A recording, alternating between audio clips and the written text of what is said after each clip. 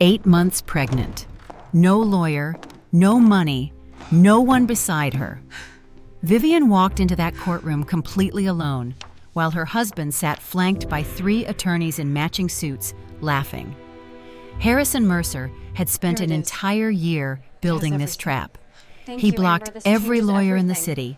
He froze every bank account. He even blocked her own mother's phone number. And he timed the divorce deliberately for when she was most pregnant, most vulnerable, most impossible to fight back. He leaned over to his attorney and whispered, loud enough for her to hear, "Did she actually think she could show up without a lawyer? This is almost too easy." But here's what Harrison didn't know. The woman sitting alone at that table? She had been quietly collecting evidence for months, and the person walking through those courtroom doors at the last possible moment was the one woman in this country Harrison Mercer should have been most afraid of. Stay until the end. Because when this mother reveals who she really is, every single thing Harrison built will come crashing down. This story is a reminder. The people who underestimate you are writing the ending of their own story, not yours. If this hit close to home, hit like, drop a comment, and share this with a woman who needs to hear it today. Subscribe so you never miss a story that fights back. If you have ever felt like you are fighting a battle all by yourself, if anyone has ever made you feel like you are not good enough, then this is for you. You have more strength than you can imagine, and sometimes the people who love you most are fighting wars for you in secret. The chair next to Vivian was empty, and across the room, Harrison Mercer laughed. The sound filled the courtroom. It was that laugh, the one he always used at fancy dinner parties after a joke that wasn't funny. It was polished, it was rehearsed, and it was cruel. Vivian pressed her hands down flat on the defendant's table, feeling the cold wood against her palms. The fluorescent lights overhead glinted off her wedding ring. For some reason, she was still wearing it.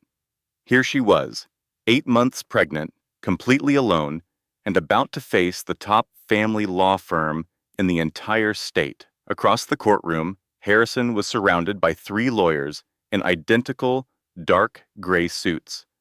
Bradford Whitmore, the third, sat in the middle, a man with perfect silver hair, perfect posture, and a reputation for crushing his opponents before the lunch break. Harrison leaned in to whisper to him, but his voice was loud enough for everyone to hear. He wanted everyone to hear. "Can you believe she actually showed up here without a lawyer?"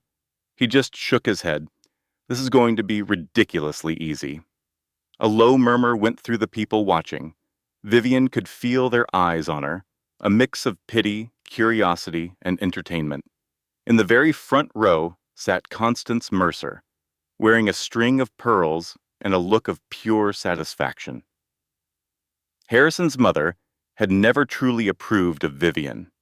That smile confirmed everything Vivian had suspected for the past 6 years. Constance had been waiting for a day just like this. Vivian's hand instinctively went to her pregnant belly. The baby moved, a tiny foot pushing up against her ribs. "I know," she thought to the child. "I know you are scared too." The courtroom had a stale smell of old documents and lemon cleaner. Someone in the back coughed. The air conditioner was humming a little too loudly. Every detail felt intensely sharp, overly bright, and far too real. Just 3 weeks ago, Vivian had a lawyer named Jennifer Walsh, a woman with a great reputation and 2 decades of experience. After they met twice, Vivian had finally felt a glimmer of hope. But then Jennifer had called her. "I am so sorry, Mrs. Mercer, but a conflict of interest has come up. I am unable to represent you." The very next lawyer told her the same thing, and the one after that, and 3 more after that. Vivian finally understood. Every family attorney in the city was either already paid by Mercer Industries or was too scared to go against them. Harrison didn't just want to divorce her. He wanted to destroy her pride. He wanted her to stand in this courtroom with absolutely nothing. She could still hear his voice from their last phone call. He used that condescending tone, the one he reserved for people he thought were beneath him. "You should really just sign the papers, sweetheart. You are not cut out for this kind of fight, sweetheart." He only ever called her that when he was being mean. The large wooden door behind the judge's bench swung open. The whole room stood up. Judge Patricia Holloway walked in. She looked to be in her late 50s, with her gray hair pulled into a tight bun and reading glasses hanging from a chain on her neck. Her reputation was for being fair. Vivian held on to that tiny fact. "Please be seated." The room filled with the sound of expensive suits, rustling, and old wooden benches creaking. Bradford Whitmore stood with a dramatic flourish. "Your Honor, I am Bradford Whitmore III, and I am representing the petitioner, Harrison Mercer. We are ready to begin the preliminary custody hearing." Judge Holloway glanced at the empty seat next to Vivian. Her face gave away nothing. "Mrs. Mercer, I see you have come today without representation." Vivian got to her feet. Her legs were shaking a little, and the baby was putting pressure on her bladder. "Yes, Your Honor. I have not been able to find an attorney." Bradford made a small noise, not quite a laugh, but just loud enough for people to notice. Judge Holloway's gaze shifted to him. "Mr. Whitmore, was there something you wanted to add?" "My only point, Your Honor, is that Mrs. Mercer has had plenty of time to hire a lawyer. This is now her third time appearing in court without one. At some point, one has to wonder if this is just a strategy to delay things." Vivian felt her throat get tight. She badly wanted to explain. She wanted to tell the judge all about the phone calls, the lawyers who suddenly had conflicts of interest, and the way Harrison's power seemed to touch every law firm in the city. But she didn't have any proof. It was just her story against the story of a billionaire. "Your Honor," Vivian said, her voice sounding much more stable than she felt, "I would like to respectfully ask for more time to find legal counsel." Bradford just shook his head. "Your Honor, this is the third time she has made this request. My client has shown incredible patience. He has business matters to attend to and charity events to run. We simply cannot keep postponing this hearing over and over." Harrison nodded with a serious look on his face, playing the part of the concerned husband, the good guy being held up by a difficult wife. Under the table, Vivian grabbed her phone out of habit. A small, desperate motion. She looked at the screen. Locked, unlocked, locked, unlocked. There were no new messages. Her mother had not replied for 2 whole days.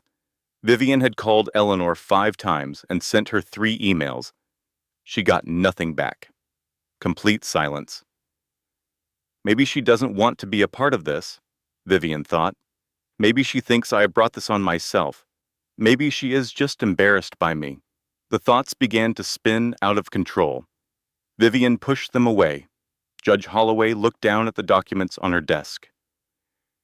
The silence in the room felt heavy. "Mrs. Mercer," she said at last, "I am aware of your difficult position. However, Mr. Whitmore is correct about the repeated delays. I am ordering the hearing to proceed today.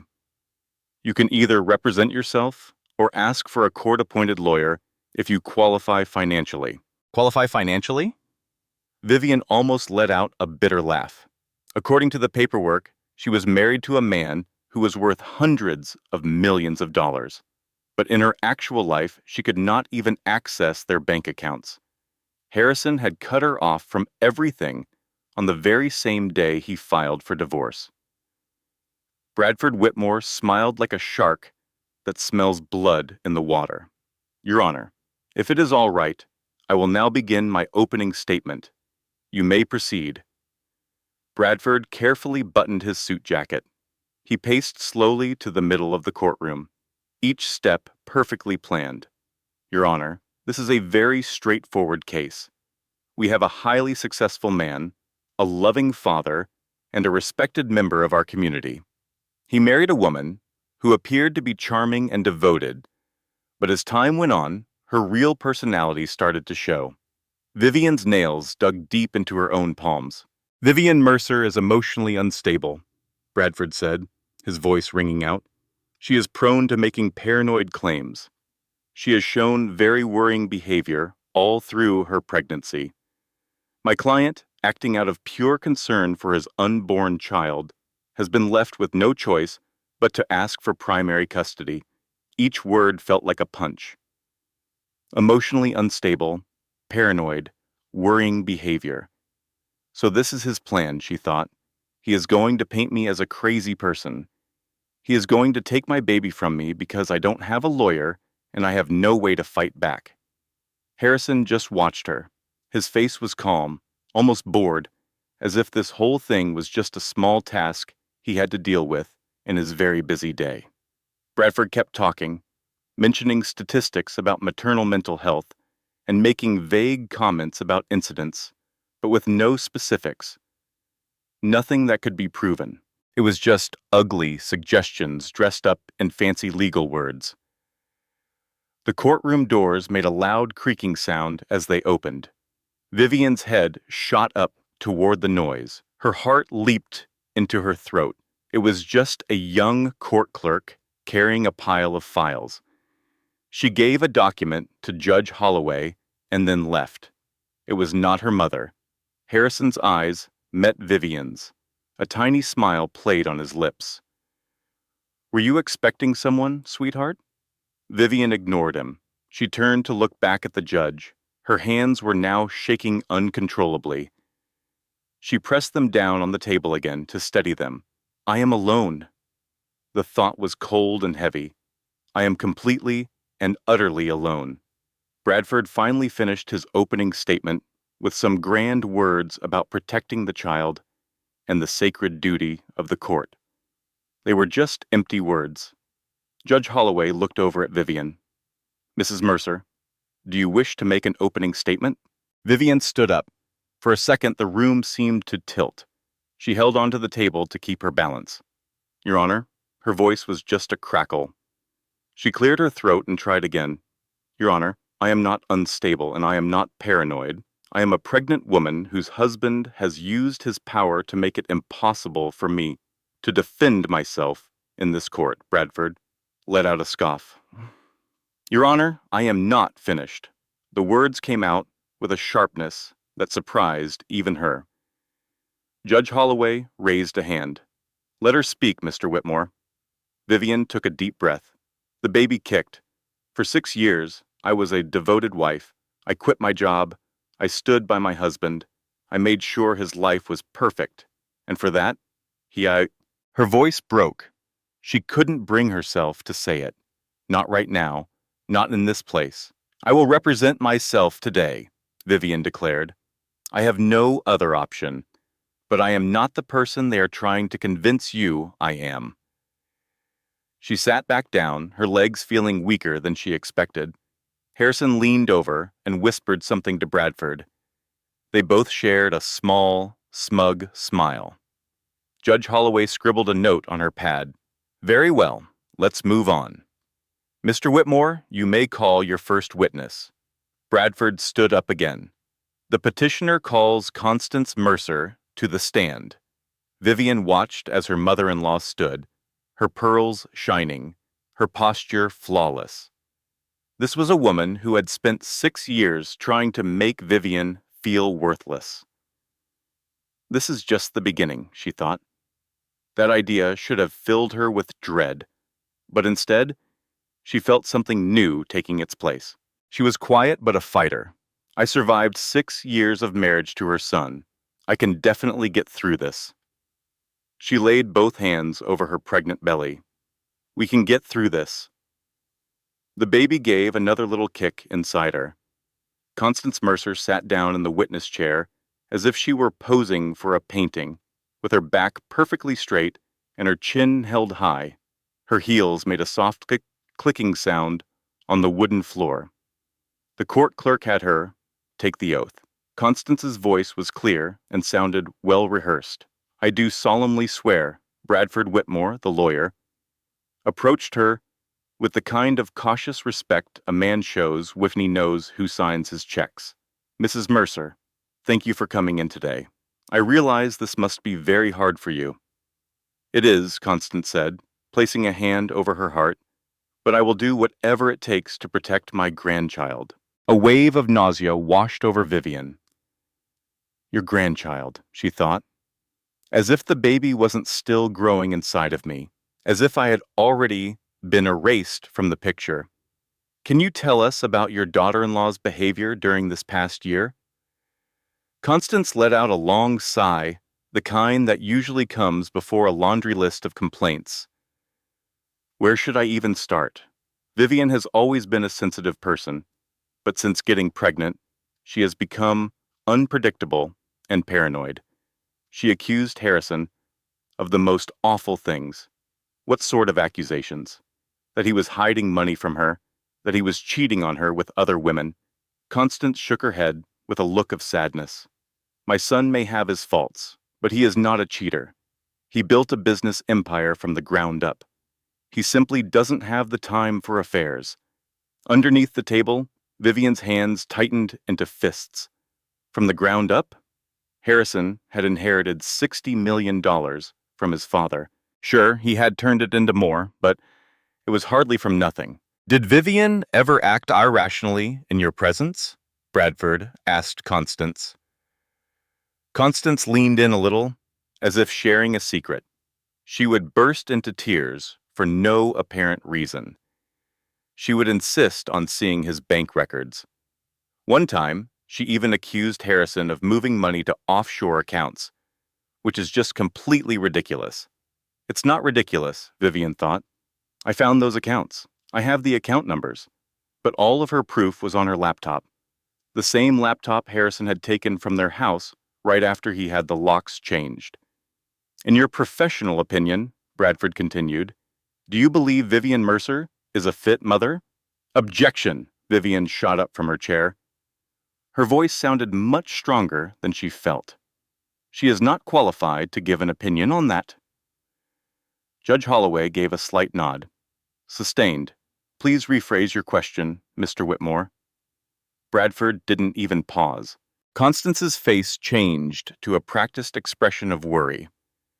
She hasn't bought a single thing for the baby. No crib, no clothes, absolutely nothing. My son even offered to put the nursery together for her, and she turned him down. She said, Constance paused for dramatic effect, she said she wasn't even sure she wanted to bring a child into a marriage like this. A low murmur went through the people watching in the courtroom. Vivian's jaw dropped. That was a bold-faced lie, a total invention. She had been the one to ask Harrison about getting the nursery ready. He was the one who said they would handle it later. He was always just too busy. That is not true, Vivian said out loud. Judge Holloway shot her a stern look. Mrs. Mercer, you will have your turn to question the witness. Vivian sank back into her seat, her face hot with embarrassment. Bradford gave Constance a sympathetic nod. I have no more questions. He walked back to his table, and Harrison gave him a pat on the shoulder. Judge Holloway then looked directly at Vivian. Your witness, Vivian got to her feet, her thoughts racing. How are you supposed to question someone who is lying under oath when you have absolutely no proof to back you up? She started walking toward the witness stand. Constance watched her come closer with a look of pure contempt she barely tried to hide. Mrs. Mercer, Vivian started, her voice shaking just a little. She took a breath and made it steady. You testified that I have not bought anything for the baby. Is that correct? That is what I have seen. Have you ever visited our home, specifically the room that is going to be the nursery? Constance shifted uncomfortably in her seat. I visited your home on a regular basis. When was the last time you were there? There was a short pause. I do not remember the exact date. Was it before or after Harrison filed for divorce? Another pause, this one longer. Before. How long before?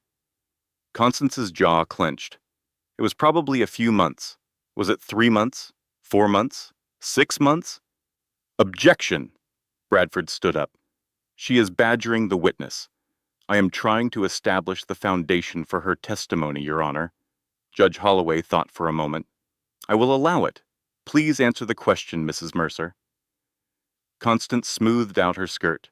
It might have been 4 or 5 months ago. So you have not actually seen the nursery since that time? No. Then how can you possibly know what I have or have not done to prepare for my baby? For just a split second, Constance's carefully crafted mask of concern fell away. Vivian could see the flash of anger underneath. Harrison told me, "My son does not lie. Your son lies about absolutely everything," Vivian thought. He lies about his money, he lies about his women, and he lies about where he really is at night. But she couldn't say any of that without proof.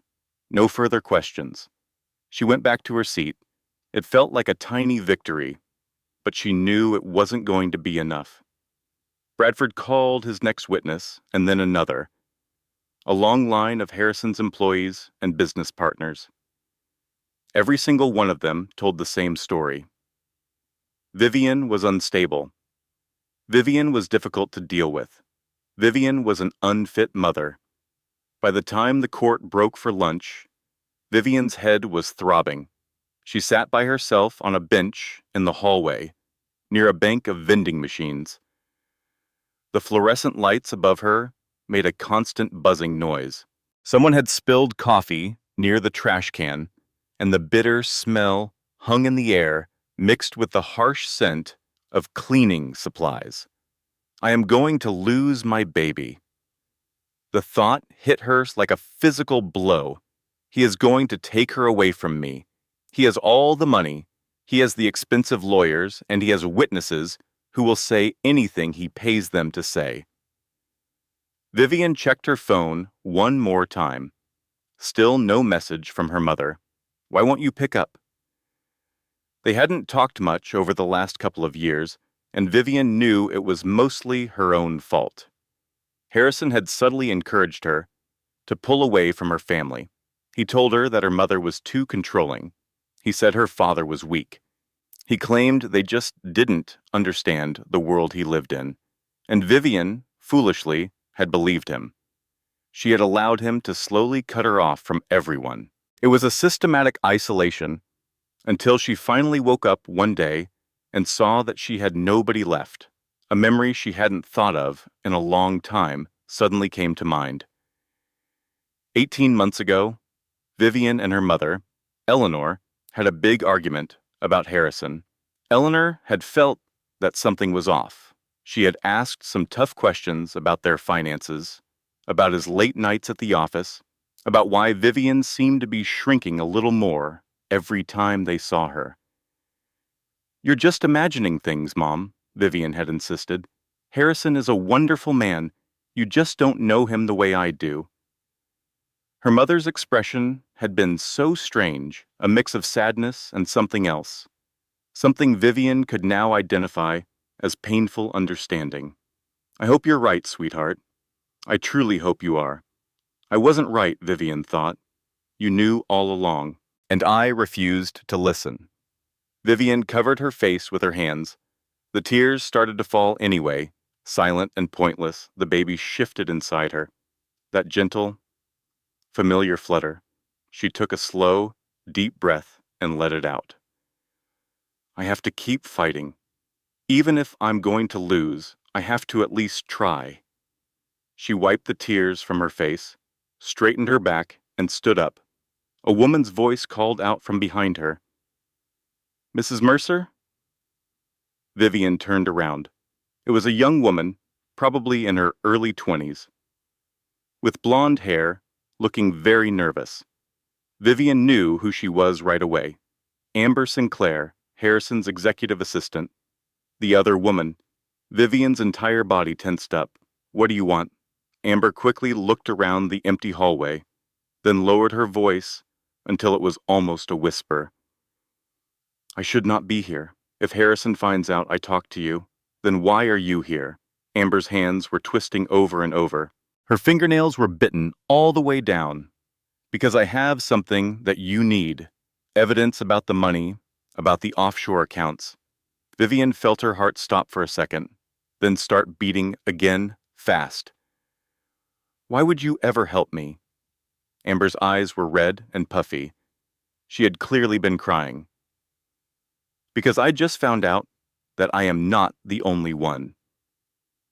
He has been seeing another woman behind my back this entire time. The situation was so ironic, it would have been funny if it weren't so tragic. So he cheated on his mistress? Amber winced. I know what I did was wrong.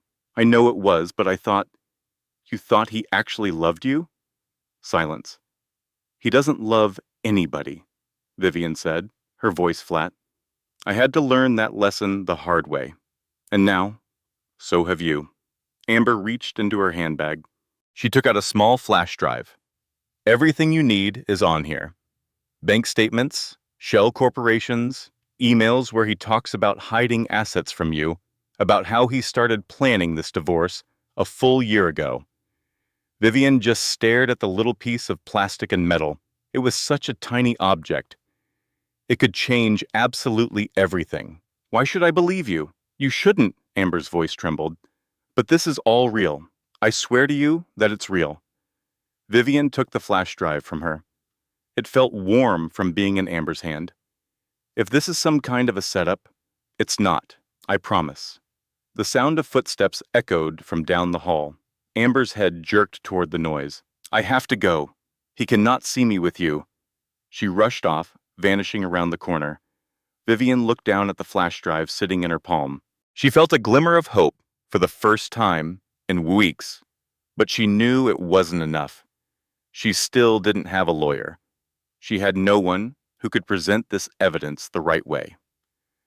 The bailiff's voice boomed down the hallway. Court will resume in 5 minutes. Vivian slipped the flash drive into her purse. I have the proof now, but what good is proof if I can't even use it?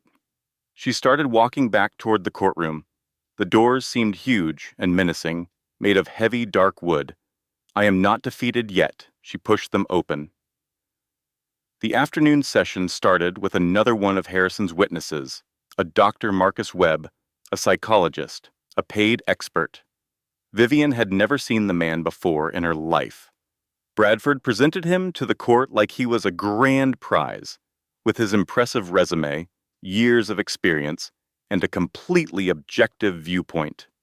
Dr. Webb, Bradford began, you had a chance to review materials concerning Mrs. Mercer's mental health records. What were your findings? Dr. Webb pushed his glasses up on his nose. His voice was professionally calm, the kind of voice that can make horrible things sound perfectly reasonable. I reviewed the transcripts from therapy sessions that Mrs. Mercer attended about 3 years ago. The contents of those sessions were quite troubling. Vivian felt the blood drain from her face. Therapy sessions from 3 years ago, right after her miscarriage. What kind of troubles? Bradford prompted. Mrs. Mercer expressed deep feelings of worthlessness. She talked about having intrusive thoughts. She also indicated she was having a hard time bonding with the idea of having children in the future.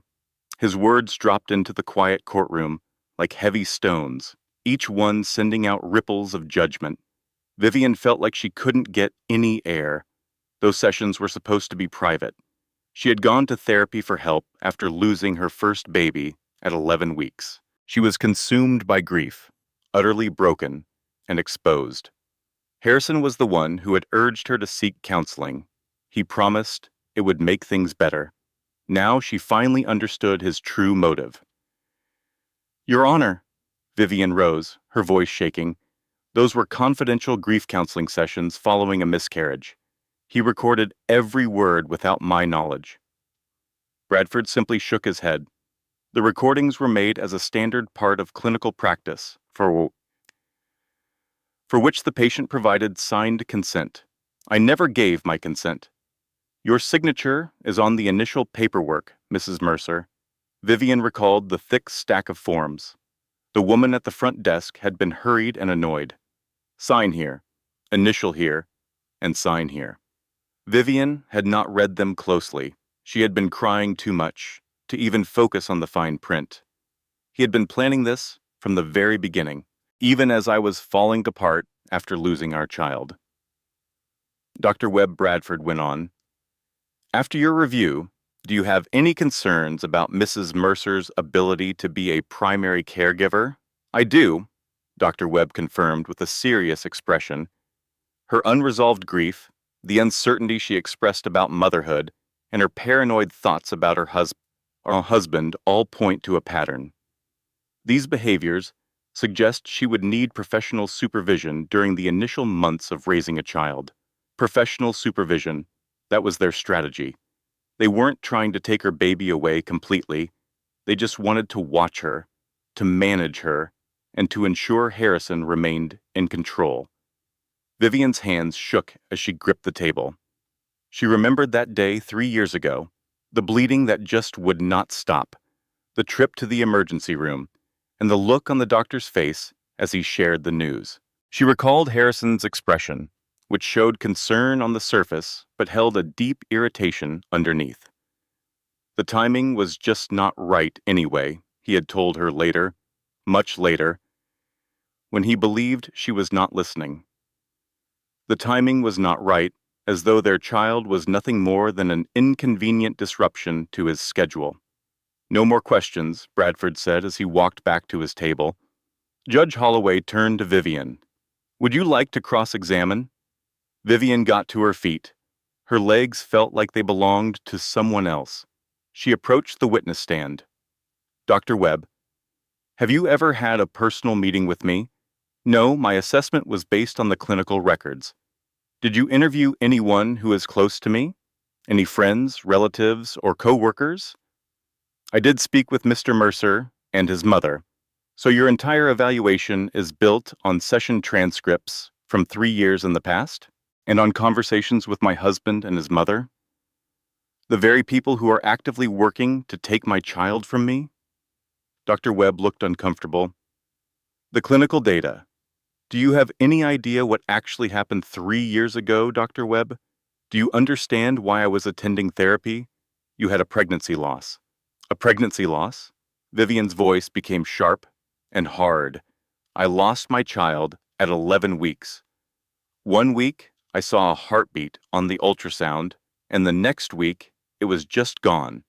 The entire courtroom was completely silent. I went to therapy because I was in mourning, because my husband insisted I needed help, and because I could not stop the tears." Vivian's eyes burned. "And now you are using that private grief as a weapon to take my second child?" Dr. Webb's expression remained unchanged. "I am merely offering my professional analysis. You are offering ammunition. Ammunition for a man who is using my most painful memory to destroy me." "Objection!" Bradford was already standing. "That is argumentative?" "Sustained," Judge Holloway said in a low voice. "Mrs. Mercer, you must stick to asking questions." Vivian made herself take a slow breath. "I have no more questions." She walked back to her chair. The baby was pushing against her ribs, a firm and uncomfortable pressure. "Just hold on, little one. Please hold on." Judge Holloway announced a 15-minute recess. Vivian went to the women's restroom, chose the last stall, and locked the door behind her. She sat on the closed toilet seat. The room was empty and quiet, with only the steady drip of a leaky faucet and the low hum of the overhead lights. She thought of the baby she had lost, the child who was never given a name, the tiny flickering heartbeat that had vanished with no explanation. She thought about Harrison, the way he had comforted her at the hospital, how he had spoken all the perfect words. "We will try again. This is not your fault. I am here for you." He was already involved with Amber at that time. That crushing truth had surfaced months later when she discovered the text messages when she looked back at the dates. Their baby had died while Harrison was already beginning his affair. She recalled their anniversary dinner that year, which was just 2 months after the miscarriage. Harrison had presented her with a necklace holding 3 diamonds. "For our past, our present, and our future," he had told her. He had bought the exact same necklace for Amber That very same week, Vivian had found the receipt. The bathroom felt cold, the air conditioning was turned up too high. Vivian held her arms tightly around her stomach. The baby kicked, once, twice, and then a third time.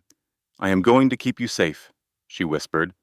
"I am not sure how just yet, but I will. I give you my word."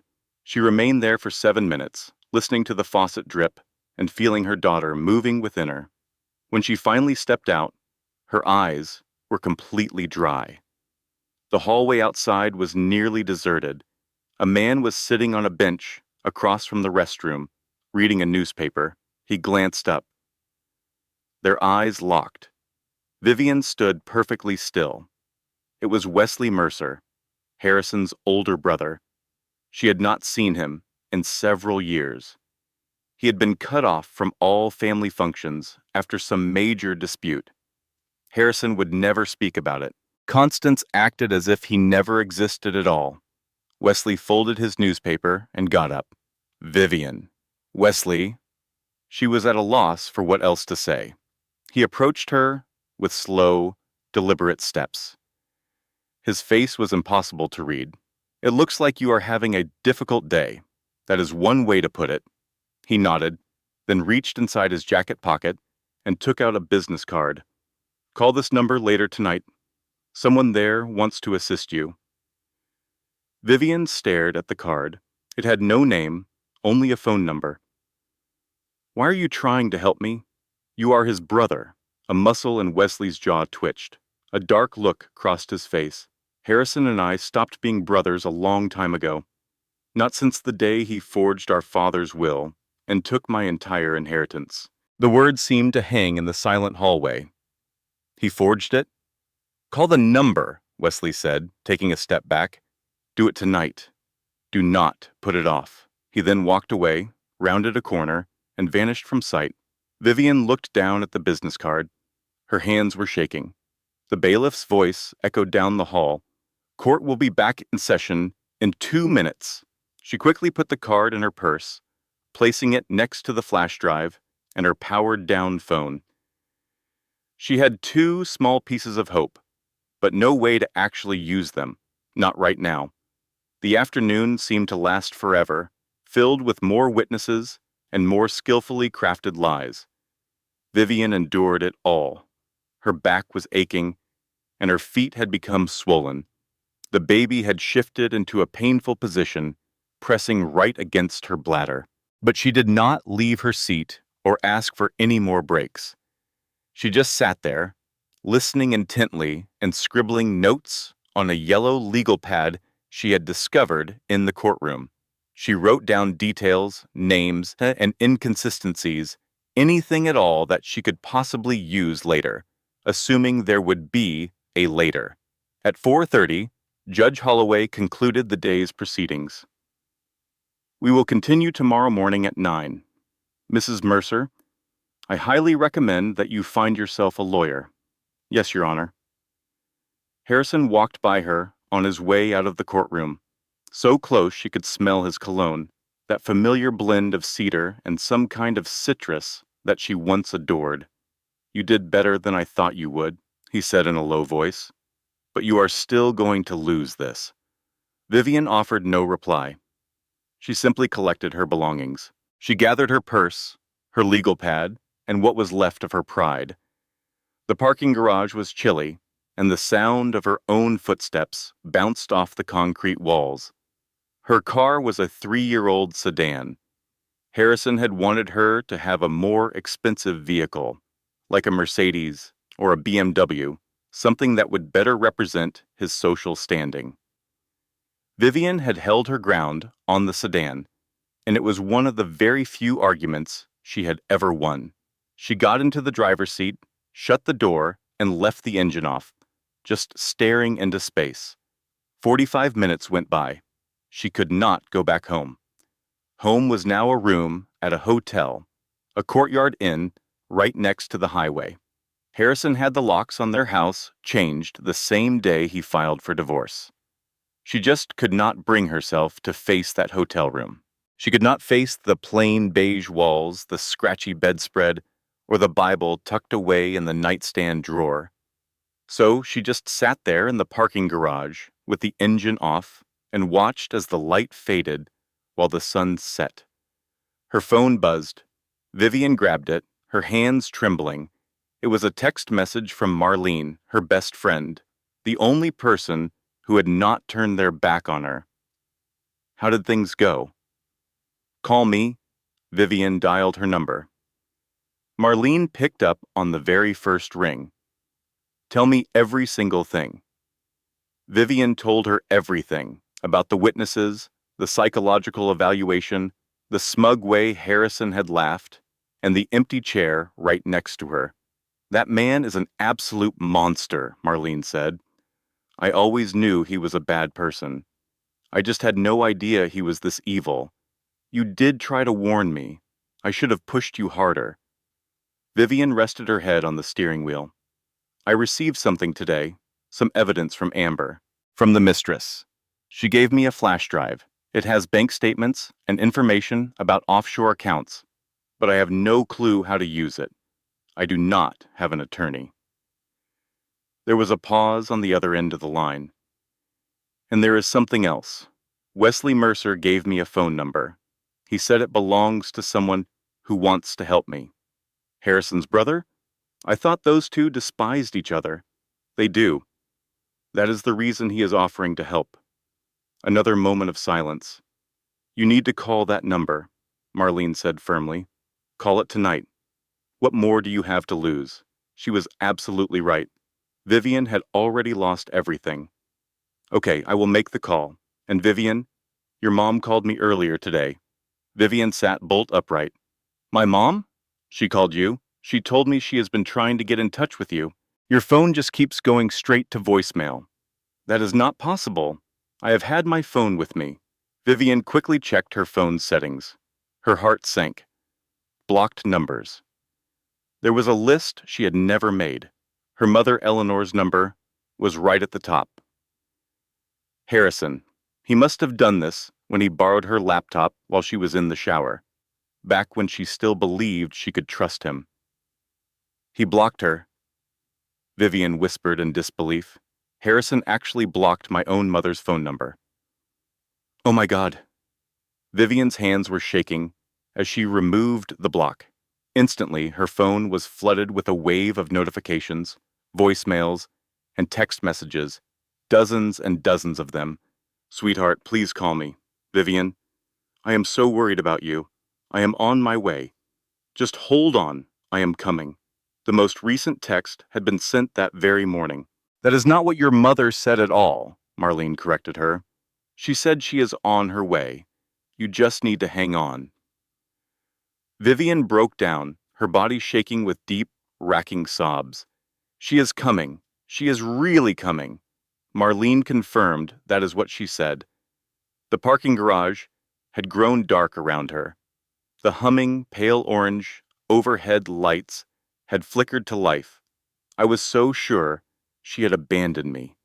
I really believed she did not care. She cares, Marlene insisted. She has never stopped caring. You know that deep down. Vivian wiped at her tears, struggling to catch her breath. I need to call the number that Wesley gave me. Do it right now. I will stay on the line. Vivian located the card and dialed the number, her fingers trembling. The phone rang just twice before a woman answered with a calm, professional voice. Am I speaking with Vivian? Yes. May I ask who this is? My name is not important at the moment. What is important is that we have information for you about Harrison's finances, his real assets, and the prenuptial agreement you were pressured to sign. Vivian's heart began to hammer in her chest. How could you possibly know about that? We have been monitoring Harrison Mercer for a very long time, just waiting for the right moment. You are that moment. I am not following. Who are you? A brief silence followed. Your mother is going to explain it all when she gets here. We have been coordinating with her. My mother? For now, just trust us, Vivian. Show up to court tomorrow. Do not back down. No matter what happens in the morning, do not surrender. The call ended abruptly. Vivian just stared at her phone, stunned. What did they just tell you? Marlene was still on the other line. They told me my mom will explain everything. They said she has been organizing something. So, your mom has a strategy? A strategy. Eleanor Ashford always had a strategy. Vivian had let that memory fade. Harrison had made her let it fade. I think I should go, Vivian told her. I should try to reach my mom. Call me back later, just so I know you are all right. I promise. Vivian ended the call with Marlene and immediately dialed her mother. It went to voicemail. She tried a second time. Voicemail again. She decided to try one last time. Vivian. It was Eleanor's voice, a little breathless, but real. Mom, I am at the airport. My flight is scheduled to land at midnight. I will see you at the courthouse in the morning. Mom, what is going on?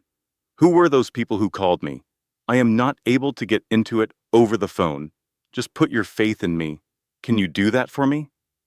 Vivian's mind raced through all the years she had refused to trust her mother. All the times she chose Harrison's version of the world over Eleanor's warnings. Yes, she said. I trust you. Good. Now get some sleep. Everything is going to be different tomorrow. The line went dead. Vivian remained in her car for another 20 minutes, watching the orange lights hum and feeling her daughter kick inside her. A fundamental shift had occurred. She could not define it yet, but for the first time in ages, the crushing feeling of being alone had lifted. She turned the key in the ignition and drove out of the parking garage. Tomorrow everything changes. She had to hold on to that belief. 9 o'clock. The courtroom was more crowded than the day before. News had gotten out. Harrison Mercer, against his pregnant wife, was proving to be good drama.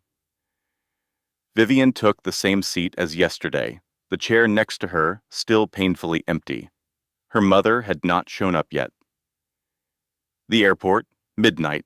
That is what Eleanor promised. But the morning was here, and Vivian was by herself. Maybe there was a problem. Maybe the flight was late. Maybe. Bradford Whitmore got to his feet, his smile even wider today. Your Honor, we wish to present additional evidence this morning.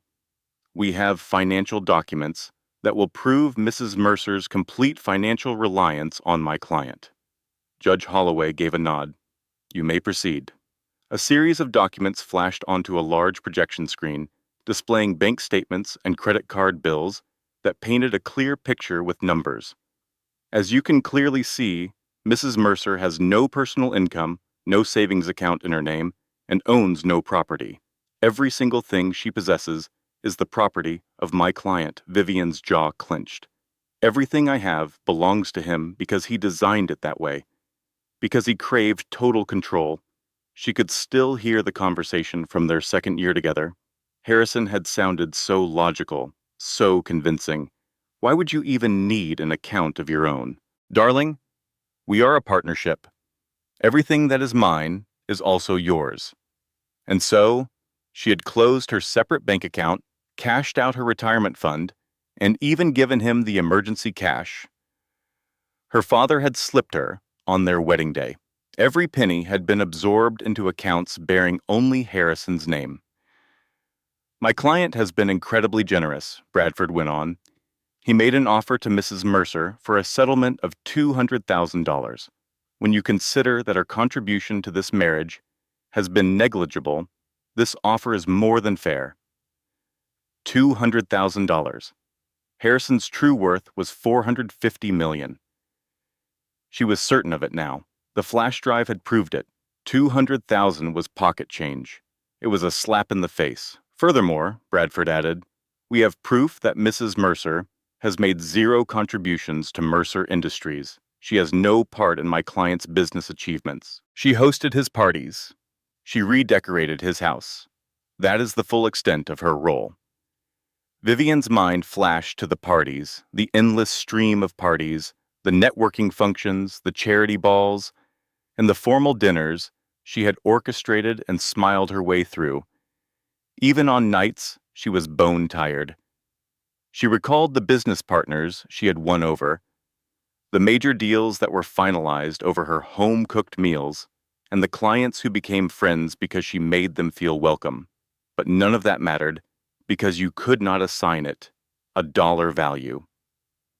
Bradford concluded his presentation and sat back down. Judge Holloway turned her gaze to Vivian. Mrs. Mercer, would you like to respond? Vivian rose to her feet on trembling legs. She had not slept at all. The baby had been kicking and turning all night. Your Honor, I am in possession of evidence that directly refutes everything Mr. Whitmore has just claimed. Bradford let out a dismissive snort. What kind of evidence?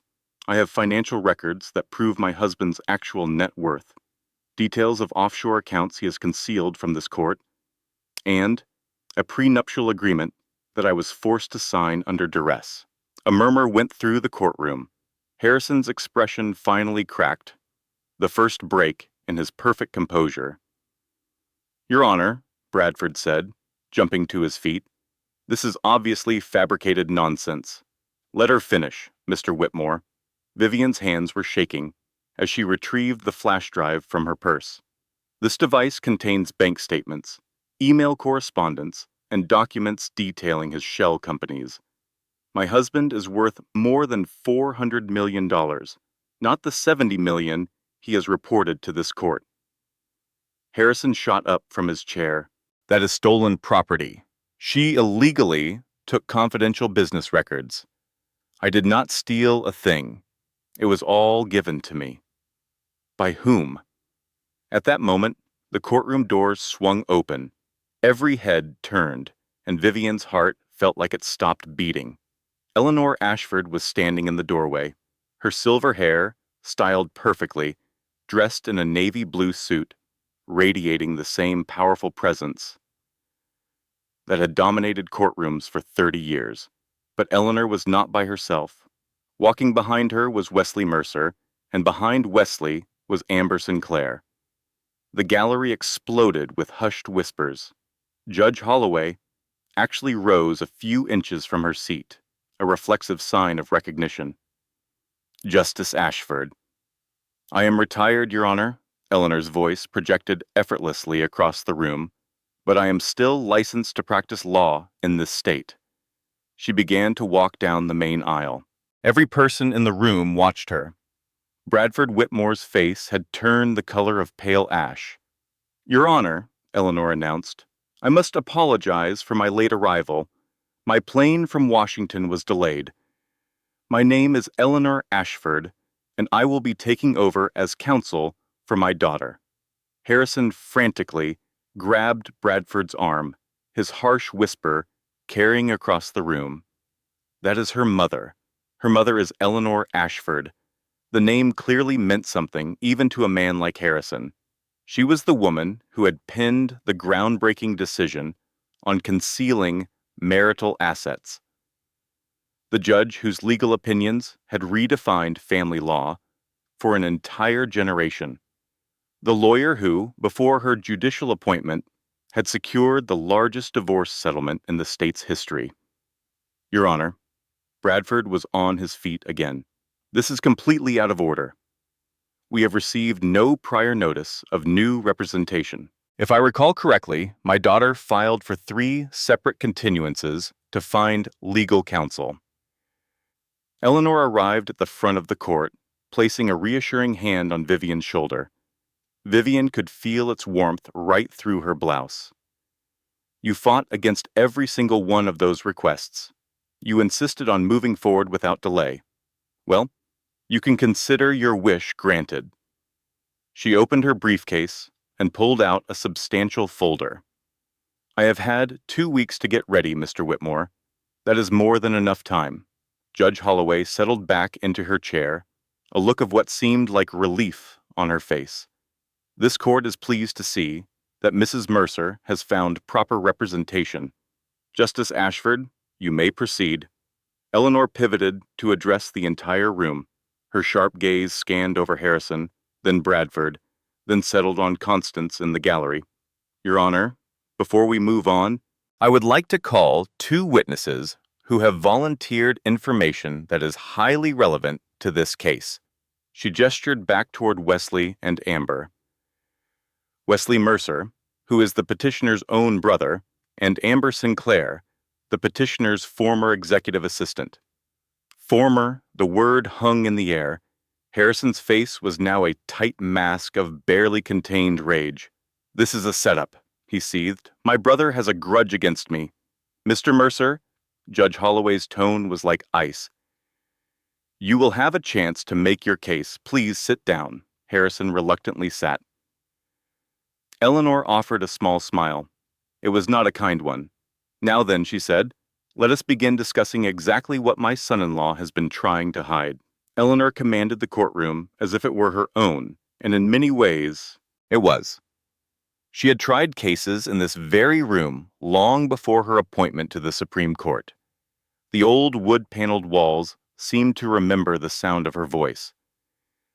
"Your Honor, I would like to submit Exhibit A." Bradford stood up. "Objection. We have not been given a chance to review this.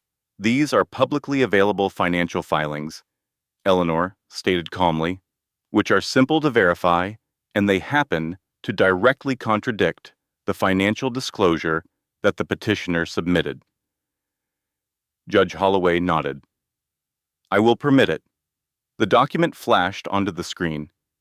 Vivian had seen it on the flash drive, but seeing it displayed for everyone in the courtroom made it feel more real, more powerful.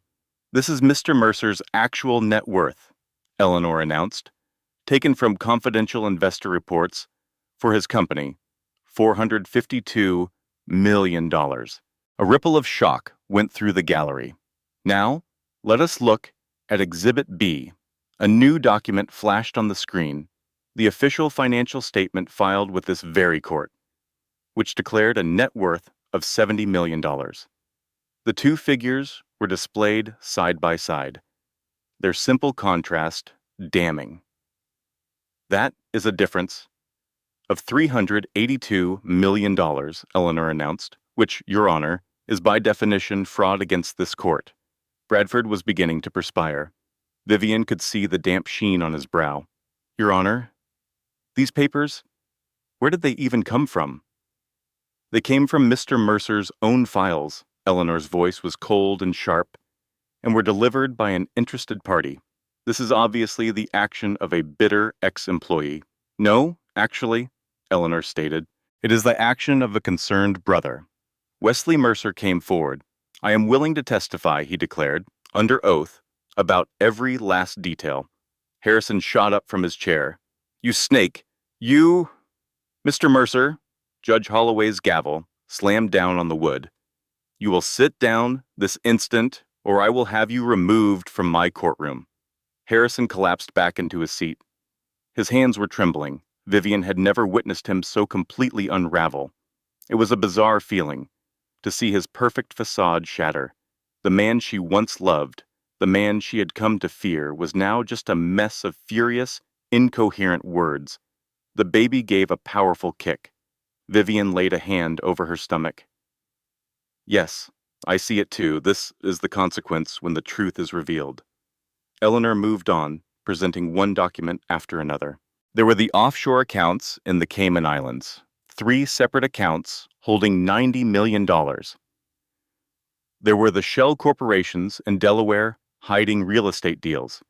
There was the property in Switzerland, the boat registered under a Panamanian company, and the art collection held by a trust Harrison had conveniently failed to mention. And then came the emails. Eleanor's tone was calm and steady as she read each one.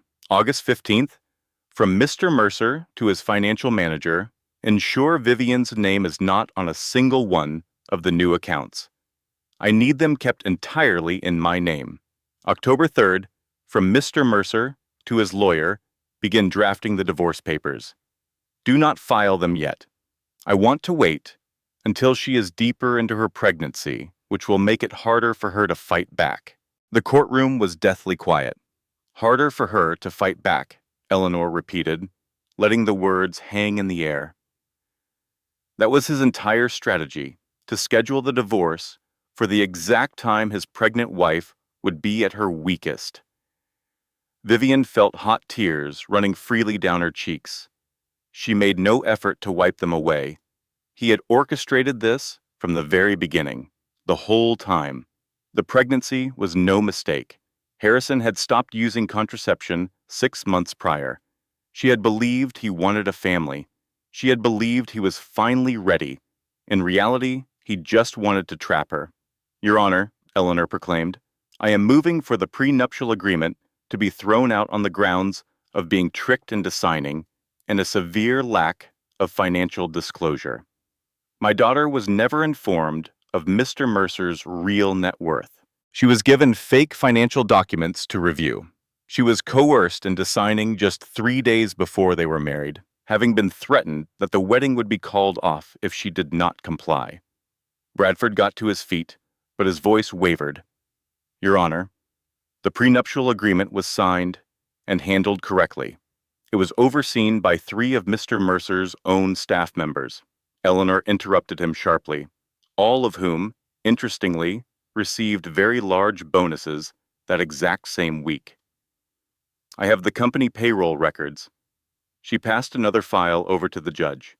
"This agreement is the textbook example of being completely outrageous, and I happened to write that textbook." In spite of the tension, a chuckle was heard from the gallery. Judge Holloway looked over the papers, her expression a perfect stone mask. "Mrs. Ashford, my apologies. Justice Ashford. Mrs. is just fine, Your Honor. Mrs. Ashford, this is a significant amount of evidence. I am calling a recess so I can properly review these documents. Of course, Your Honor. Court is back in session at 2 o'clock. The gavel fell. The room immediately exploded into chaos. Reporters, where had all the reporters come from, swarmed the front. The flashes of camera phones went off everywhere. Harrison pushed through his legal team and grabbed his mother by the arm. The two of them rushed for a side door. Vivian was rooted to her chair, unable to process anything. Her mother came and sat in the seat next to her. The space next to her was finally filled. "Mom." The word escaped her in a quiet breath. "I am right here, my love. I am here for you now. I did not think you were going to make it. I know you did. I'm so sorry." Eleanor reached for her hand. I needed to move cautiously.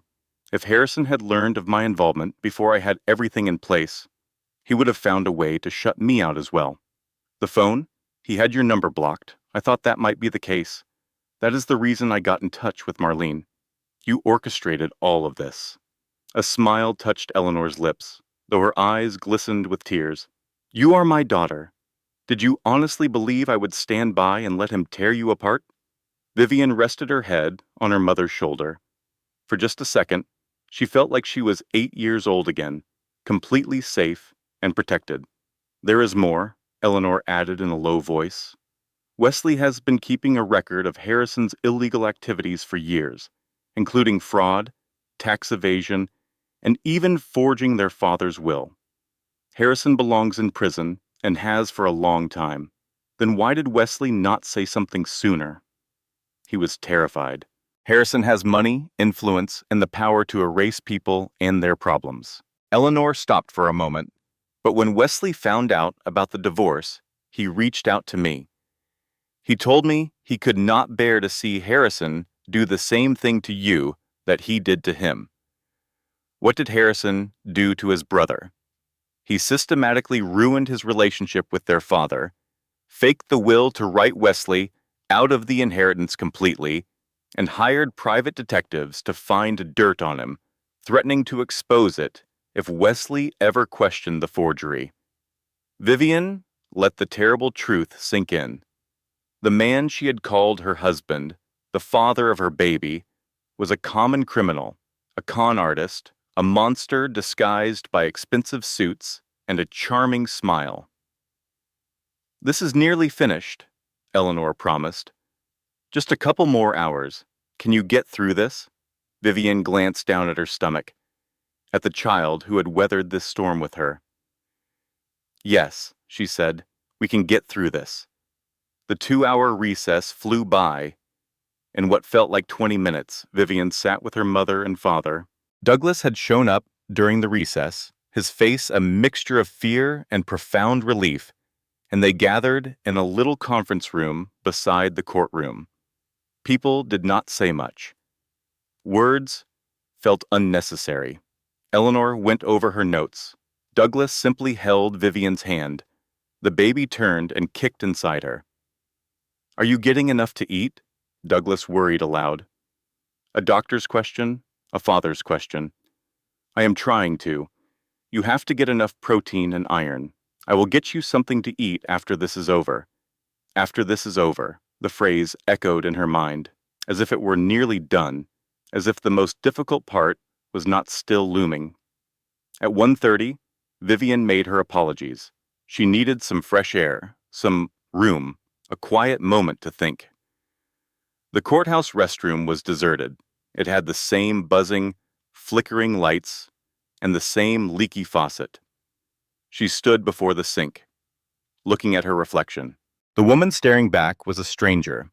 She saw deep, dark circles beneath her eyes, unnaturally pale skin, and hair that had not been properly cleaned in days. She saw clothes that swallowed her small frame, even with the curve of her pregnant belly. "He did this to me." The thought was a quiet, sharp truth, and I allowed him to do it. Her knuckles turned white as she held onto the porcelain sink. The guilt was sometimes a crushing weight. The realization that she had picked Harrison, that she had stood up for him against everyone who had tried to warn her, that she had pushed away her family, her friends, and her entire career, simply because he told her to, because he had tricked her into thinking it was her own idea. A sob escaped her, and then another one followed. The sorrow she had suppressed for months finally came pouring out. She wept for the marriage she believed she had, for the love she was so sure was real, and for the years of her life she could never reclaim. She wept for her first child, the one she never had the chance to name, the one Harrison had betrayed even before that tiny heart had ceased to beat. She wept for the person she once was, the successful architect who created magnificent buildings, the daughter who came from a loving family, the person who had vanished somewhere on this journey. The baby kicked, a strong movement demanding her attention. Vivian gasped and put a hand on her stomach. "I know," she whispered. "I know, and I am so sorry." She looked into the mirror one more time and saw, past the fatigue, past the anguish, there was something else there, a new resolve, something forged in fire. "I made it through 6 years with him. I am 8 months pregnant, standing in a courthouse restroom, and I am still on my feet. He did not break me. He did everything he could to break me, but I did not break." She wiped the tears from her face and pulled her shoulders back. The woman in the mirror did the same. "I am not the person he claimed I was. I am not unstable. I am not without value. I am not insane. I am the woman who quietly collected proof against him, who saved papers he thought he had shredded, who kept going when every part of me wanted to give up. I am far stronger than he could ever imagine." The baby moved once more, a softer motion this time. "We are going to be all right," Vivian said aloud. "I promise you that." She rinsed her face, dried her hands on a paper towel, and walked out of the restroom. Her father was standing in the hall waiting for her. "The judge is back," he informed her. Vivian gave a firm nod. She strode back inside the courtroom. The afternoon proceedings were about to start. The gallery was now even more packed than before. The news had clearly gotten out. Harrison was at his table, surrounded by Bradford and 2 additional lawyers. Constance was now gone from the gallery. Wesley and Amber were now seated right behind Vivian. Eleanor was already on her feet. "Your Honor, the respondent would like to call Amber Sinclair to the stand." Harrison's head jerked up. "Objection!" Bradford's voice lacked any conviction. Miss Sinclair does not appear on any of the witness lists. Miss Sinclair has voluntarily come forward with new information that is directly relevant to this case, given the recent discovery of widespread fraud. I believe this court has the discretion to hear testimony that could shed light on the petitioner's character. Judge Holloway thought for a moment. I will permit it. Miss Sinclair, you may approach the stand. Amber made her way to the front, the sound of her heels echoing on the wooden floor. She seemed different today, somehow smaller and not as put together. She took a seat in the witness box, put her right hand up, and swore an oath to tell the truth. Eleanor went to stand before her. Miss Sinclair, for how long were you an employee of Harrison Mercer? 4 years. And in that period of time, could you describe the nature of your relationship? Amber shot a look at Harrison. He was glaring at her with absolute venom. For the first year, it was only professional. Then, she took a shaky breath. Our relationship had become romantic. For how long? The courtroom buzzed for a moment. 3 years. Eleanor made sure the words hung in the air. 3 years. So, your relationship with Mr. Mercer started before his wife's first pregnancy? Yes. Eleanor let the answer settle. When did he tell you Mrs. Mercer was pregnant the first time? Amber said he told me about a week after they knew. Amber hesitated. He was irritated. He complained that the timing was terrible. Terrible. The word struck Vivian like a physical punch. Her child, their child, was terrible. And what about when Mrs. Mercer miscarried? His reaction was relief. Amber's voice was barely a whisper. He told me the problem had solved itself. A heavy silence fell over the courtroom. Miss Sinclair, were you aware that Mr. Mercer was planning to divorce his wife? Yes, he mentioned it for the first time about a year ago. He said he was going to wait until she was much further along in her next pregnancy. He told me that it would be simpler to get custody of the child that way. Did he give you a reason? He said that pregnant women were emotional and irrational, and that any judge would see that she was not fit to be a mother. Vivian felt her mother's hand tighten on her arm, a steadying pressure. Just one more question, Miss Sinclair. Did Mr. Mercer ever share any other opinions with you about his wife? Amber shut her eyes. When she opened them again, they were glistening with tears. He constantly called her stupid. He bragged about how easy she was to manipulate. He said she would believe anything he told her, because she so desperately wanted to. She looked directly at Vivian. He would laugh about it, about how completely you trusted him. He said you would never find out because you loved him too much to see the real him. Vivian's view of the courtroom blurred. She blinked away the tears. He was right, she whispered. I didn't see it. I chose not to see it. Vivian, her mother's voice was a soft comfort. Not now. I have no more questions, Eleanor said. Bradford rose for the cross-examination, but there was little he could do.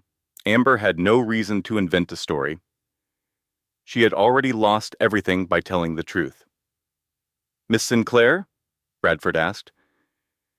Is it not possible that you are only testifying out of anger after finding out Mr. Mercer was with another woman? Amber looked right at him. Yes, she answered. I am angry, and I am humiliated. He used me in the exact same way he used his wife, but that does not make a single word I have said any less true. Bradford sat back down. The afternoon wore on. Eleanor's next witness was Wesley Mercer.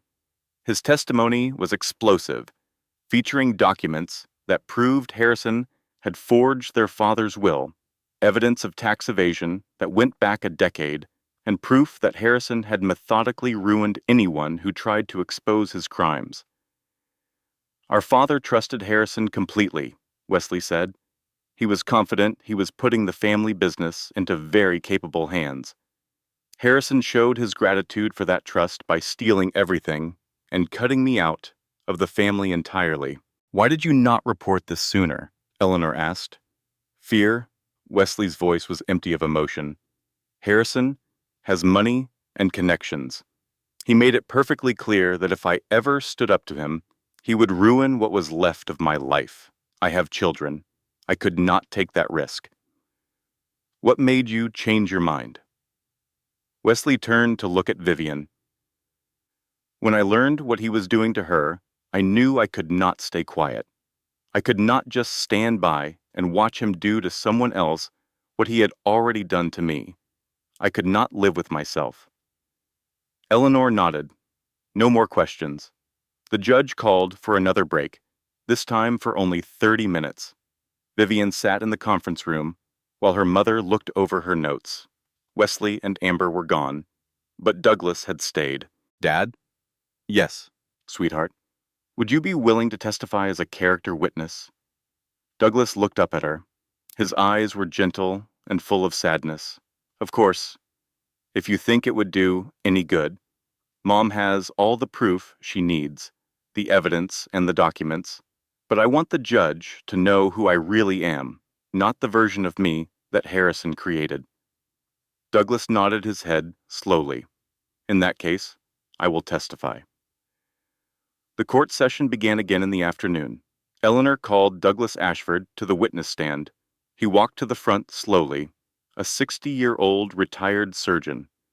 The hands that had once saved countless lives now trembled just a little as he rested them on the Bible. Dr. Ashford, Eleanor said, can you please tell the court about your daughter? Douglas looked at Vivian, his expression crumbling for just a second before he controlled it.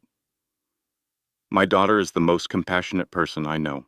She finds the good in everyone, even to a fault. She gives so much more than she ever takes. She loves with every piece of her heart. He paused for a moment. When she was 22 years old, she graduated as the top student in her architecture program. She designed a community center for a neighborhood with low-income families. She did not ask for a single penny for her work. She simply wanted to help people. What happened to her professional life? She met Harrison. He talked her into believing that her work was not meaningful, that her purpose in life was to support him. She abandoned everything she had worked so hard to build simply because he asked her to. Douglas's voice became firm. I watched my own daughter fade away for 6 years. The light simply went out in her eyes. She stopped calling, and she stopped visiting. Harrison claimed she needed to put her marriage first, but I knew what was happening. He was isolating her. He was separating her from everyone who cared about her.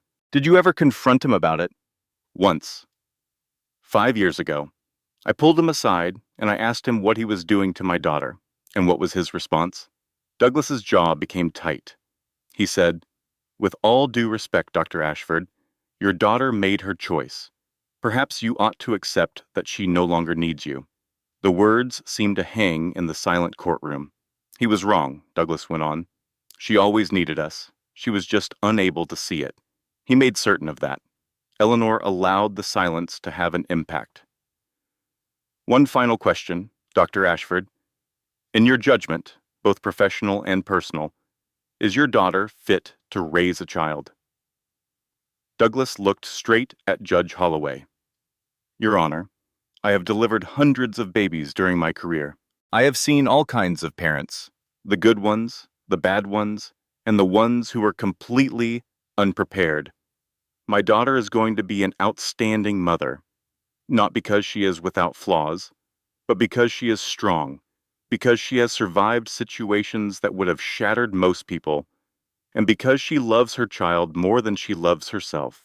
Of this, I have never been more certain. He then turned to look at Harrison. A good man does not vow to protect someone and then become the very thing she needs protection from. The courtroom was still. No more questions, Eleanor stated.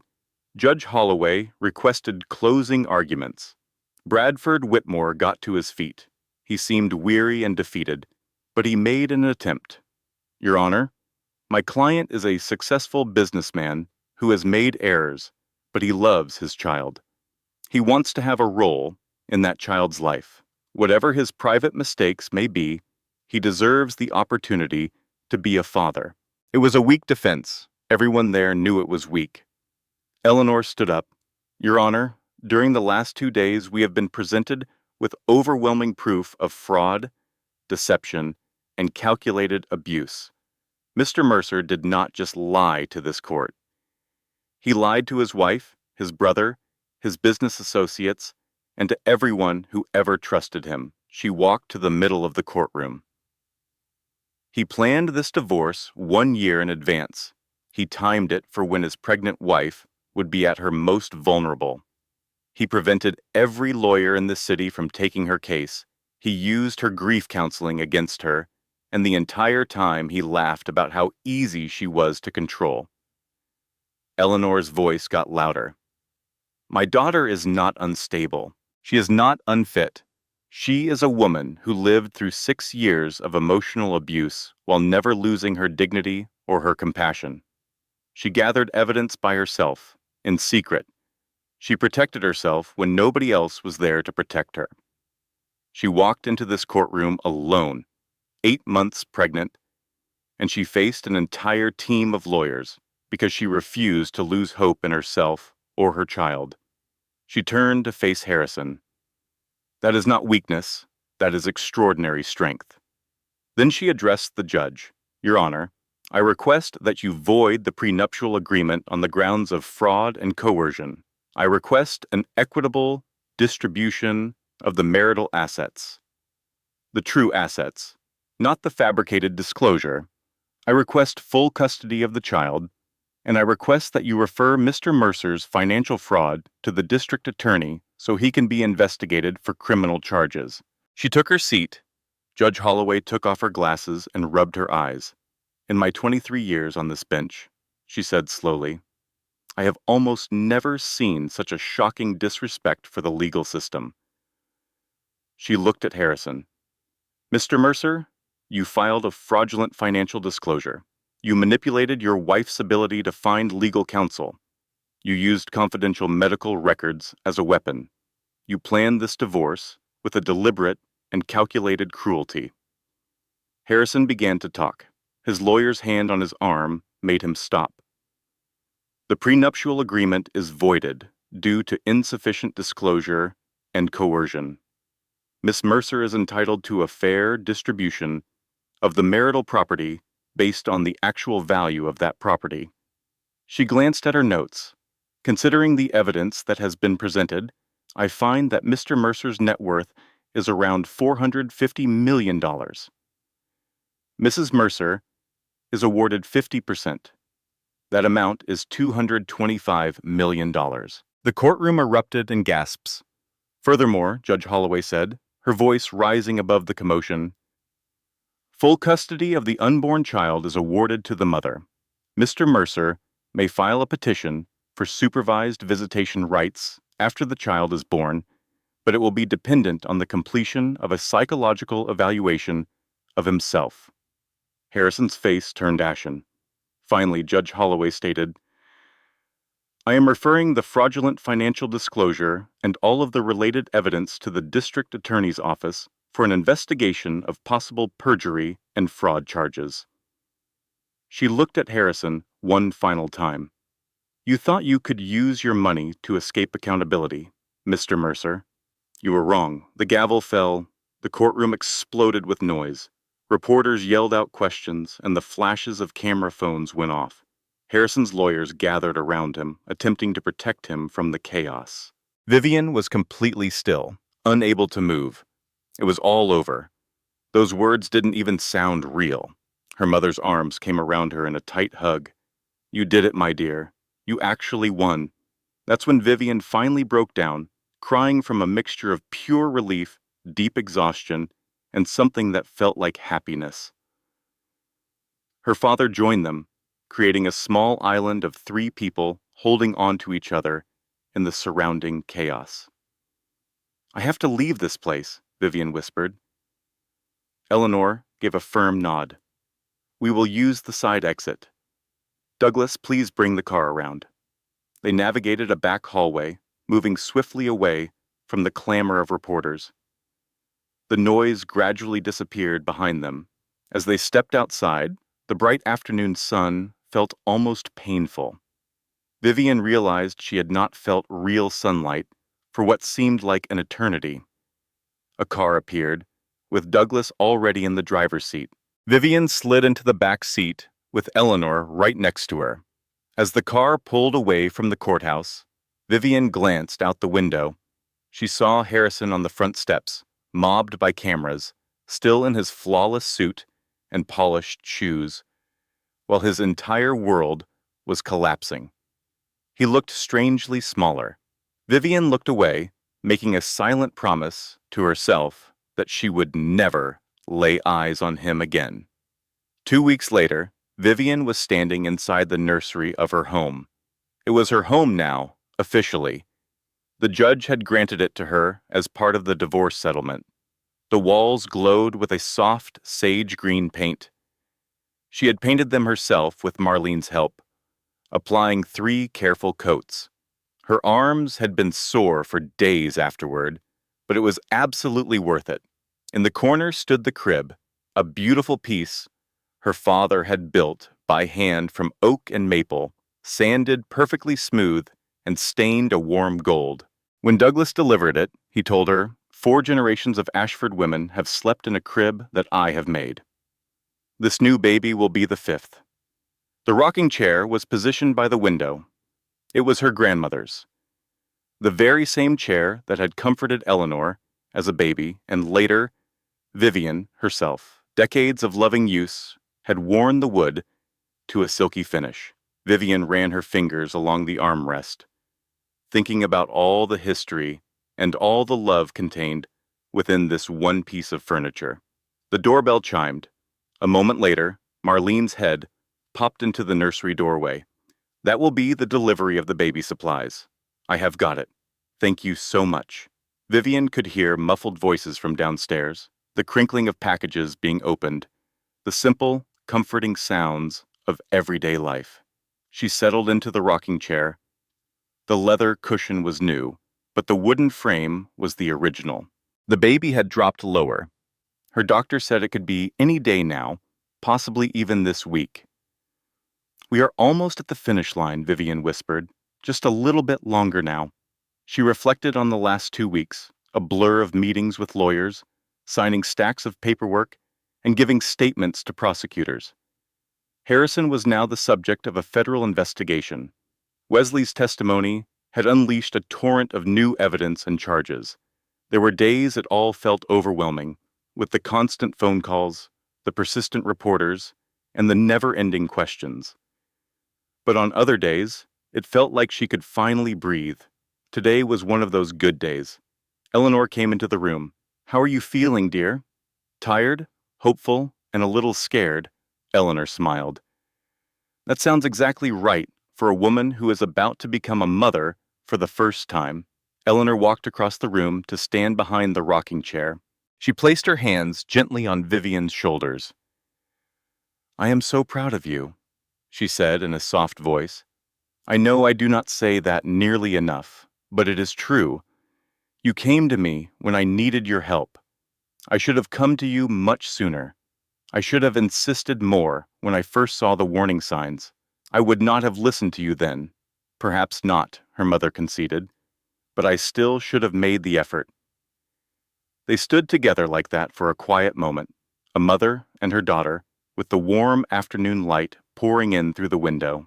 I brought something for you, Eleanor said. She took a small velvet box from her pocket and placed it in Vivian's palm. Inside lay a delicate necklace, a simple gold chain with a small pendant of the letter G in elegant script. G is for Grace, Eleanor said with a smile. It was your grandmother's name, and I am hoping it will be your daughter's name too, Grace. Vivian had spent months thinking about names, going through dozens of possibilities. None of them had ever felt quite right, but this one did. Grace, she said out loud, testing the sound. Grace Ashford, not Mercer. It would never be Mercer. Eleanor nodded her head, looking pleased. The baby kicked again. A much stronger movement this time. I think she approves, Vivian said with a small laugh. 1 month later, the hospital room was serene in the early morning light that peeked through the blinds. Vivian was holding her daughter for the very first time, 7 pounds and 4 ounces, 10 perfect fingers and 10 perfect toes. She had a light covering of dark hair and eyes that were not yet able to focus, but seemed to take in everything, Grace. Vivian whispered the name to her. Your name is Grace. The newborn made a tiny sound, not quite a cry, but more like a quiet confirmation. Eleanor was standing by the window. Douglas was trying to discreetly wipe tears from his eyes. Marlene had just stepped out to call her husband. I need to tell somebody who is not currently crying, she had joked. Vivian closely examined her daughter's face, searching for any sign of Harrison, but she found none, or perhaps she simply decided not to see them. This baby is mine. Whatever parts of him she may carry, she belongs to me. I am going to make plenty of mistakes, Vivian said softly, as much to the baby as to herself.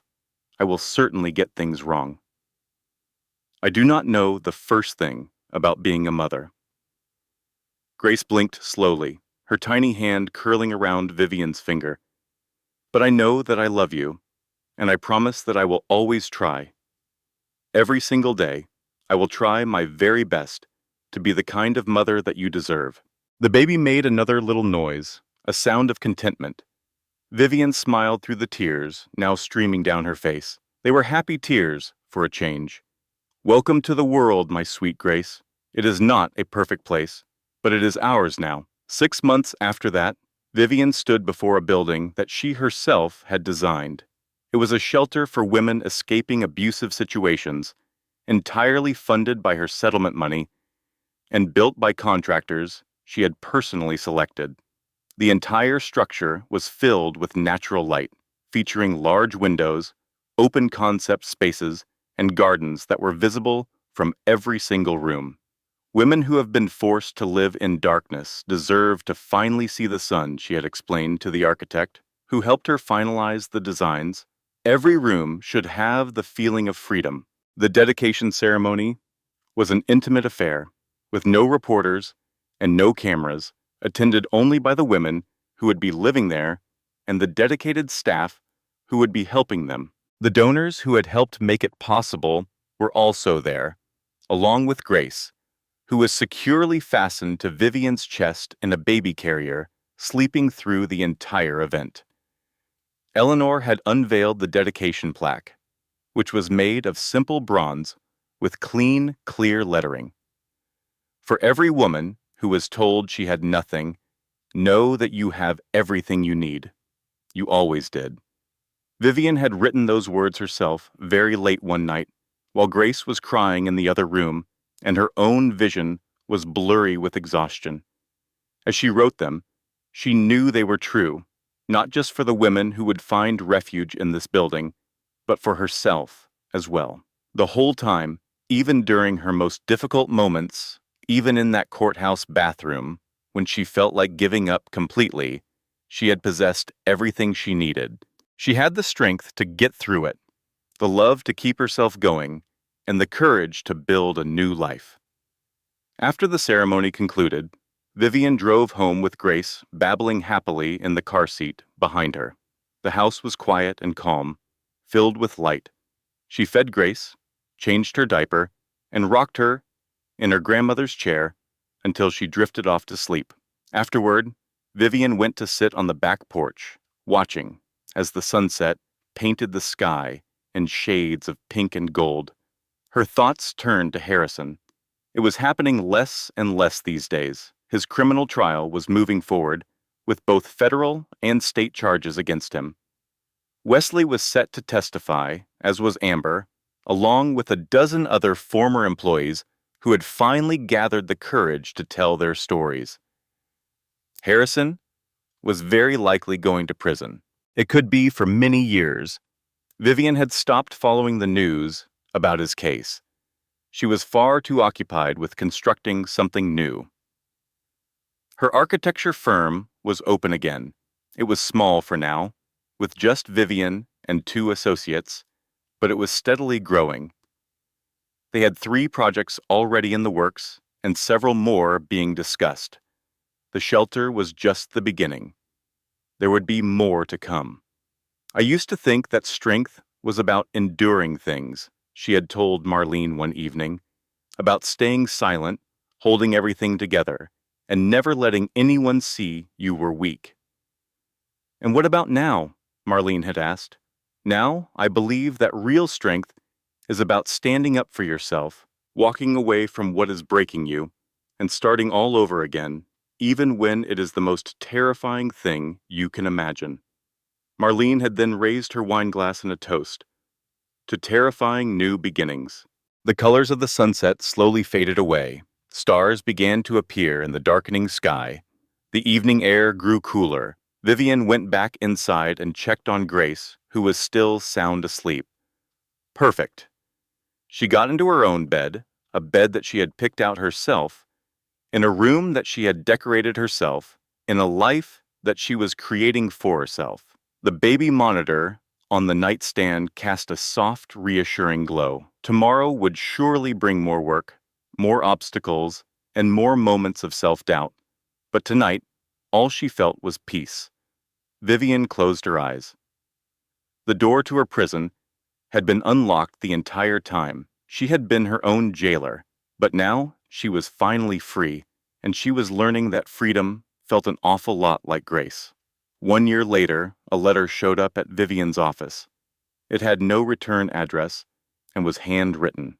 Vivian knew that handwriting instantly. It was from Harrison. Her first impulse was to throw it away without even opening it. She almost did. But instead, she sat down at her desk, holding the letter in her hands. She opened it. It read, "Vivian, I am well aware that you do not want to hear from me.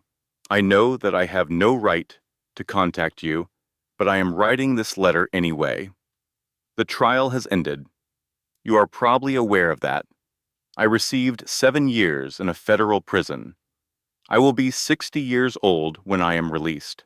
I have had a great deal of time to think about what I did, about the person I used to be, and about the man I allowed myself to become. I am not writing this to ask for your forgiveness. I know I do not deserve it. I am not writing to offer excuses. There are none to offer. I am writing to you because I have finally come to understand what I truly lost. It was not the money, not the company, and not even my own freedom. I lost you. I had someone who loved me without reservation, someone who trusted me completely, who would have supported me through absolutely anything, and I deliberately and methodically destroyed all of it. I did it because I thought I could, because I believed I was untouchable. I was completely wrong. I hope that Grace is healthy. I hope she is happy. I hope she grows up to be just like her mother, strong, kind, and a much better person than I ever was. I am not asking to be a part of her life. I am fully aware that I gave up that right. But I do hope that one day you might be able to tell her that her father was not always a monster, that once, a very long time ago, he was capable of love, even if he forgot how to show it. I am so sorry. Harrison."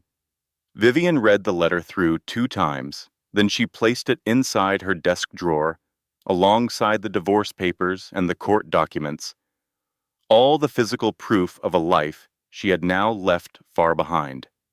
She glanced at the photograph on her desk. Grace's face was covered in frosting from her first birthday cake, and her giggles echoed in the room. One day, when the time was right, Vivian would tell Grace the full story about her father. She would share everything, from the good man he used to be to the person he ultimately became. But that day was still far off. For now her life was focused on her work. She had architectural plans to draft, a daughter to cherish, and women who needed her support. Vivian got up and walked over to the window. Looking out at the city spread below, she could see the women's shelter she had built, its windows reflecting the afternoon sun. Inside her desk, a letter remained, tucked away, filled with the words of a man who had nothing left to hide behind. Vivian watched the light dance across the city's skyline for a moment before she turned and walked back to her drafting table. She had important work ahead of her. If this story moved you in any way, please consider doing us a small kindness by hitting the like button. Your support helps other women discover stories that echo their own resilience. Please leave a comment for us below. We would love to know if you have ever felt utterly alone, only to learn that someone was in your corner, fighting for you. Share this video with a friend who needs to be reminded that she is not defective. She is just getting ready for her moment to shine. And if you are not already subscribed, please join our community. Every week we post new stories that will touch your heart, make you think, and show you the power of not giving up. Our team invests a great deal of care into our content. Each word is chosen deliberately to offer meaningful insights and a genuine emotional connection for our audience. We are convinced that stories hold a unique power to mend, to motivate, and to help us remember the strength we have within. Thank you so much for taking this journey alongside us.